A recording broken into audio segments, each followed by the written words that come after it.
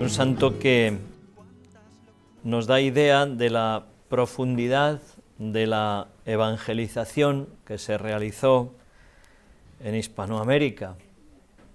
Él nació en 1579, todavía no habían pasado ni siquiera 100 años, y ya la Iglesia que se ha sembrado en ese continente produce santos, santos grandes y de virtud profunda. San Martín de Porres fue hijo natural de un noble español que estaba afincado allá con un cargo político, con una mulata, y a consecuencia de esto, pues él tuvo que sufrir muchas humillaciones. Él hacía de alguna manera gala de ello y aprovechaba pues esas humillaciones para acercarse más a Jesucristo y para identificarse con él. Era un hombre muy cercano a todos, muy compasivo, un hombre que ejerció la caridad pues hasta el extremo, de manera heroica, con los pobres, con los enfermos.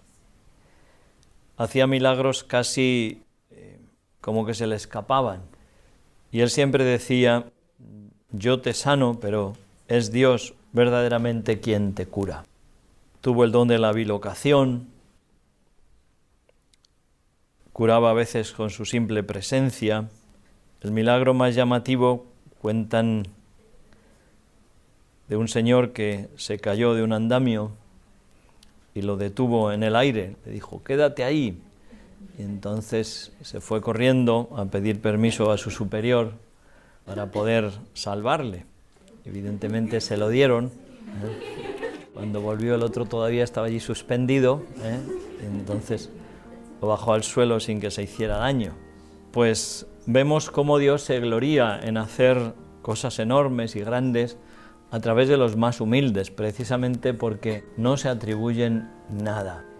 Y es esa condición de la humildad la que hace posible pues, que Dios realice milagros de gracia. Lo ha hecho siempre y quiere seguir haciéndolo, porque cuanto más pobre y más sencillo es el instrumento, pues más de manifiesto queda el poder de la gracia y de la gloria de Dios. Se le conoce popularmente a San Martín de Porres como Fray Escoba. Evidentemente, hoy a lo mejor sería Fray Aspiradora, pero bueno, entonces era Fray Escoba. Pero nos viene a decir una vez más cómo no importa el trabajo que se realice, no es lo importante lo de fuera, sino lo de dentro, qué hay dentro, por qué, el cómo se vive, el qué se hace. Y este hombre se hizo santo con su escoba, barriendo, ¿no? Siendo un donado, entró en los dominicos y como era mulato e hijo ilegítimo, pues ni siquiera le permitieron tener los votos habituales, ¿no? Estaba como donado, vivía en el convento, pero no podía acceder canónicamente a los votos. Entonces vivía siempre en una situación pues, de estar por debajo de los demás. Además tuvo que sufrir muchas humillaciones y malos tratos, por desgracia incluso también de los religiosos que eran hermanos suyos. Y él todo lo llevó siempre con un espíritu tremendo de humildad, ¿no? Como era tan humilde, pues cualquier ofensa le resultaba justa por sus pecados, se consideraba un gran pecador. Y pasaba noches enteras delante del Santísimo, tenía una devoción enorme a la Eucaristía, una devoción enorme a la pasión de Jesús, contemplaba las llagas del Señor y derramaba lágrimas abundantes, ¿no? Se le partía el corazón mirando el amor de Jesucristo crucificado. Y él quería unirse también pues a la pasión del Señor y ser víctima con Jesucristo, ofrecerse también en reparación por los pecados de los hombres y por los suyos propios. Pero volviendo a lo de antes, al Fray Escoba famoso, pues quizá nos puede dar idea de cómo nosotros podemos también santificarnos. Ahí siempre se le representa con una escoba, después cada uno. Pero lo importante es que nosotros descubramos esa vida interior que es la que nos une con Jesucristo. Y también el poder de la humildad. el poder de la humildad. Cristo nos dice, aprended de mí que soy manso y humilde de corazón. El Señor podría habernos dicho, pues aprended de mí que soy todo, cualquier cosa, cualquier virtud, ¿no? Y en un grado, pues no solo heroico, sino infinito, porque era Dios. Pero eligió esas dos, la humildad y la mansedumbre. Pues hay algo ahí en la humildad que es la base de todas las virtudes, la que posibilita que el Señor se vuelque en el corazón del hombre. Y qué fácil es la vida con una persona humilde. Nunca se queja, nunca se siente herida, no es susceptible, todo le parece demasiado, siempre le parece que le tratan demasiado bien. En cambio, cuando es una persona soberbia, pues todo son quejas, no hay manera de atinar, todo son dificultades, cualquier cosa le sienta mal.